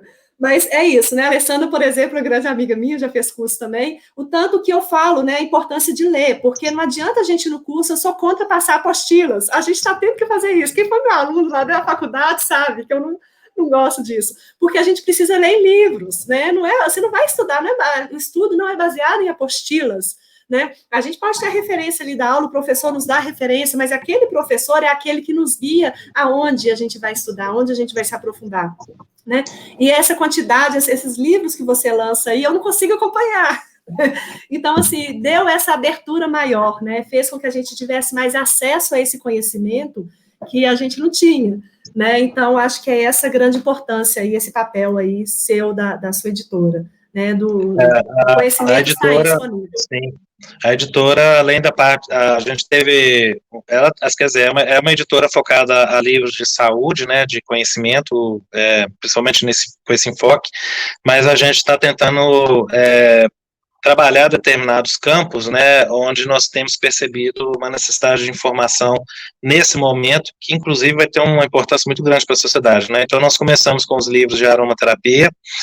Estamos trabalhando com o contexto também da área de perfumaria, que tem muito livro, assim, fantástico que vai vir, né, inclusive livros mais científicos no campo da psicologia, mas a gente agora está na questão da pauta da cannabis. Nós estamos aí com mais de 15 títulos já comprados, nesses últimos 3 anos eu devo ter comprado uns 60 livros ou mais, impressos, além dos livros aí que a gente consegue comprar pelo Kindle, para fazer uma seleção do que realmente vale a pena, o que não é, e o que é copia e cola, né, então tem muita coisa assim que é copia e cola, mas os livros que realmente fizeram o grande diferencial da cannabis nos Estados Unidos, para romper aqueles paradigmas, né, para a gente tá vendo hoje o que acontece lá, né, em alguns países europeus, e essa onda está chegando até aqui, são livros que a gente já está com esses direitos comprados, estão em tradução, e vão ser colocados no Brasil nos próximos 2 a 3 anos, então eu acredito que a gente, até esse governo atual sair, nós já devemos ter uma grande quantidade desses livros publicados, e a gente vai ter, provavelmente, se conseguirmos um novo governo mais flexível e aberto a essa pauta, que atualmente ela é um pouco fechada, é possível que a gente consiga ter uma grande abertura em relação a cannabis, porque o que falta aqui é conhecimento, há muito preconceito. Se a gente tem livro, as pessoas têm condições de ler mais a respeito e ver que a coisa não é aquilo, né, a gente consegue mudar isso dentro da sociedade. Então, a editora, os próximos serviços dela para ajudar o nosso Brasil é em relação a esse tipo de literatura, que eu acho que ela vai fazer uma grande revolução aí para os próximos 3 a 5 anos, à medida que isso for sendo publicado. Isso vai ser perfeito. Fechar a porta aqui, que meus meninos chegaram. Isso vai ser perfeito para quem está estudando, né? Isso vai ser perfeito para a gente também, aí que está buscando conhecimento, que está estudando. E tem informações que até mesmo, porque é uma quantidade de artigos científicos de cannabis imenso, para você conseguir ler tudo e acompanhar à medida que é publicado é difícil, né, e fora isso tem experiência prática, né, dos autores, até como você falou na aromaterapia, tem na área da cannabis a experiência prática, né, o entendimento diferenciado de cada um que eu fui vendo nas obras. Já tem obras, por exemplo, tem uma que a gente está também trabalhando nela, que é sobre a questão dos quimiotipos de cannabis, tanto para com óleo essencial quanto para os canabinoides. Então já existe esse contexto, essa visão, né, isso já está saindo em livros lá fora. Então, assim, ter esse tipo de informação, que você às vezes não vai achar nenhum curso aqui, é de grande relevância para a gente realmente ter um avanço, até mesmo por quem pratica, prescreve e tudo mais, né, para que a gente dê um salto aí nesse contexto. Mas é uma questão de tempo. Eu estou prescrevendo e preciso muito. Por exemplo, uma das coisas, até um dos livros que a gente vai publicar, do Mark Circus, né, até que a gente publicou aquele terapia do magnésio transdérmico, ele tem um trechozinho que eu achei muito interessante recentemente, sobre a questão do THC. Você tem o THCA, né, que está presente na planta, e quando ela é aquecida ou descarboxilada, ele vai se transformar no THC, que tem ação psicoativa. Para câncer, o THCA é 60 vezes mais forte do que o THC. Então, você ter a cannabis não descarboxilada para quem tem câncer, para um óleo, por exemplo, de uma associação, é muito melhor para os pacientes com câncer do que o que teria o processo de aquecimento, né? Então, até essa pauta, né, desses diferenciais é algo que a gente está tentando trazer no contexto, que as associações de óleo de cannabis possam aproveitar para que possam vir até óleos, por exemplo, diferenciados para os pacientes, né? E a gente está aí para maio, tá para ocorrer até um evento muito importante para o Brasil, onde vai ser fundada a Federação das Associações, onde já tem praticamente 40 associações que vão participar dessa federação. A gente deve estar lançando os primeiros livros nesse evento. Eu não tenho informação dele, isso ainda dá para ser liberado, provavelmente mês que vem, mas que vai ter uma importância em rede nacional muito grande para que a gente tenha aí um avanço nesse campo, né? Então tá te dando essa notícia de primeira mão, mas a nossa editora está aí para poder abraçar a causa junto com a federação, para que essas associações todas tenham esse tipo de suporte também de conhecimento do que a gente for publicando. Ótimo. Tem uma associação nova formando aí, a Associação PET, de Cannabis para PET. Que legal. Se a gente puder juntar aí, se o pessoal puder juntar. Ô, Fábio, mas desculpa que o tempo, senão a gente vai caminhando, vamos encerrando aqui, desculpa te prender tanto aqui. E a pergunta que eu fiz, que seria a nossa última pergunta, né, que infelizmente vai ser a nossa última pergunta, é que conselho que você daria para as pessoas aí, o que elas podem fazer, né, com esse conhecimento aí para essa pandemia, pensando tanto no aspecto pessoal, da saúde e profissional dentro da aromaterapia. O que a aromaterapia pode trazer de bom? Qual que é o seu conselho aí, para a gente finalizar aí esse bate-papo? Tá, bom, primeira coisa é o seguinte, vamos respirar e ter calma nesse momento, né, porque se a gente começa a desesperar e querer sair usando tudo que se vê, nós vamos ficar lá igual, assim, usa chocalho de índio, passa óleo, faz reiki, medita, usa alopático, vai, já no final das contas, Fábio, eu tô assim. Não sabe nem o que está usando, né? Então, assim, primeira coisa, a gente tem que tentar trabalhar o nosso emocional, isso é muito importante. Até teve uma live na semana passada que foi feita uma pergunta parecida e uma sugestão que eu dei. Quando você estiver angustiado e tudo, tira todos os dias um tempinho, vai para um canto, faz uma meditação, uma oração, mas tenta esvaziar um pouco a carga emocional, porque todo mundo está vivendo essa carga emocional diária, e essa carga, se a gente não consegue de uma forma, seja através da fé, através do esvaziamento mental, através de alguma ação que a gente faça para poder conseguir voltar a ter um equilíbrio, isso afeta muito a nossa imunidade e a gente perde a capacidade de ter condições de ser um suporte para a nossa própria família, porque hoje o que a gente tem são os que estão mais próximos e a gente precisa estar forte para poder dar esse suporte, né, não desestruturados.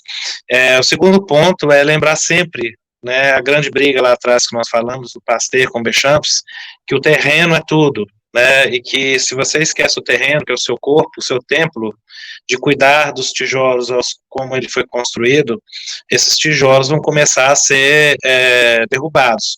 Então, buscar sempre uma alimentação saudável. Eu sei que a gente está trancado dentro de casa em pandemia, dá vontade de comprar muita porcaria no iFood, mas a gente tem que, por mais que compre uma porcaria de vez em quando, a gente tem que tentar manter uma dieta mais saudável nesse momento.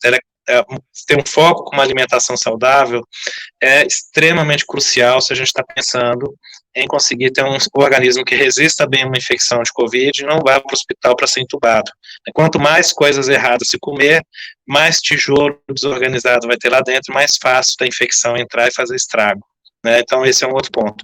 E de recursos que a gente pode usar em se tratando de aromaterapia, tem inúmeros óleos que a gente pode pensar em questão de uso para imunidade. A maioria dos óleos que tem linalol são óleos que aumentam o sistema imunológico, aí a lista vai embora, né? Tem lavanda, hortelã-bergamota, própria bergamota, salve-esclareia, roúde, petigram. Você pode escolher óleos que sejam do seu agrado, ao mesmo tempo que esses que têm muito linalol aumentam a imunidade, eles também são ansiolíticos, então eles também vão te ajudar a deixar um pouco mais tranquilo. Para as infecções, tudo que é óleo de potencial antiviral, a gente pode estar usufruindo nesse momento, né, tea tree, tomilho, pensando também na questão, né, do catarro, que às vezes a pessoa, se tiver seja uma gripe ou a própria Covid, vai precisar de um hortelã, de um eucalipto globulus para ajudar na coriza. também ter esse tipo de recurso em casa. Se a gente for pensar em fitoterápicos, eu acho que um fitoterápico que eu tinha citado anteriormente, mas que é barato de comprar em farmácia de manipulação, vocês conseguem, seria interessante ter isso em casa, até mesmo porque poderia estar sendo tomado agora sem nenhum tipo de problema, ou se você realmente pegar uma Covid, você entra com isso para poder estar usando, que são os bioflavonoides de frutas cítricas. É só você pedir na farmácia com esse nome, bioflavonoides cítricos, que são ricos em rutina e quercetina, que são aquelas plantas lá da China, que são as que estão dando mais certo para tratamento de Covid. A gente não vai ter essas plantas aqui, salvo alguém que conheça de fitoterapia chinesa, mas os bioflavonoides, que são aquela parte, né, da casquinha branquinha dos cítricos, onde ficam essas substâncias, tem extremo potencial para ajudar a combater a infecção. Então, pode ser procurado alguma farmácia de manipulação, geralmente são aí entre 300 a 500 miligramas, né, se alguém estiver com infecção, aí a gente pensa em estar usando 2 gramas por dia, isso aumenta a dose, põe ela realmente lá em cima. Quem não está com infecção nenhuma pode usar nessa dosagem de 300 a 500 miligramas diária, e além disso, buscar recursos que possam melhorar a imunidade, né, se a gente for fazer uma lista de coisas aqui, vai embora, mas eu acho que essas coisinhas assim mais básicas e pontuais, elas são interessantes da gente, de repente, ter isso ali como um recurso na hora que precisar, né. Gente, ótimo, inclusive a quercetina é maravilhosa para quem tem alergias, para vários outros processos, é um dos melhores antioxidantes que tem, né, Sim. então, assim, o efeito, ele é fantástico, a gente não perde nada em fazer isso, não tem nenhum risco, né, uma vitamina C com zinco, Junto também a vitamina C, assim, nada.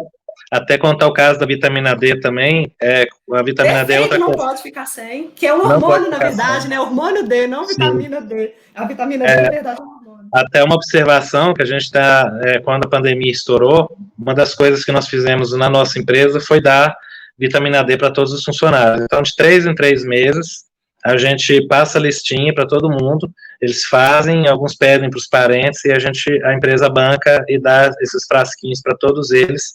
São 10.000 UI que eles tomam por dia, né, que é uma dosagem que não tem risco de ficar muito alta no sangue, causando problemas, né, ela consegue manter um nível alto para o seu organismo conseguir produzir bem os anticorpos, e a razão da gente ter feito isso com os funcionários foi que a vitamina D, como você falou, ela é um hormônio que atua em cerca de mais ou menos 10.000 genes. Desses 10.000 genes, pouco mais de 200 genes são do sistema imunológico, e esses genes do sistema imunológico, alguns deles são responsáveis pela produção de anticorpos.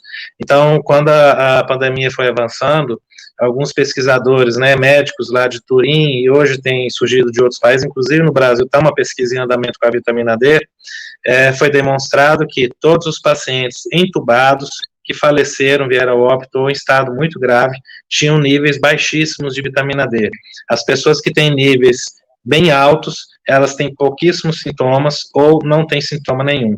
E aí é proporcional à intensidade do sintoma, à intensidade que você tem de vitamina D no sangue. Pensem que, se nós estamos enclausurados em casa por causa da pandemia, a maioria em apartamentos, privados de tomar sol, mais de 90% da população mundial hoje está com deficiência crônica de vitamina D. Pode ser que parte da situação que a gente está vivendo se dê também devido a isso. Né? A gente não tem sistema imunológico hoje sendo ativado por um hormônio que é produzido pelo sol, para que o nosso corpo consiga responder e produzir os anticorpos para combater o vírus. E aí, fatidicamente, a gente vai parar no pronto-socorro, né, numa situação realmente grave. Então, repor a vitamina D nesse momento é muito importante. Se você não pode tomar sol, se você pode tomar sol, realmente fique bronzeado nesse momento, porque é a coisa mais importante que a gente precisa para conseguir fazer com que o sistema imunológico responda rápido. Sim, perfeito. Vocês viram, pessoal, que é muita coisa, é muito estudo, é muito conhecimento, são muitos anos de estudo, de experiência, nosso grande professor, nosso grande mestre, Fábio Laszlo, agradeço imensamente, e eu queria ficar aqui, não vou te pegar mais, que eu vou começar a ficar com vergonha aqui, mas eu agradeço muito, é uma live aqui para a gente ver e rever em 2 partes ainda por cima, né? E muito obrigada, Fábio. Quero já te convidar para uma próxima, que a gente tem muito assunto aqui ainda para poder conversar. Gratidão.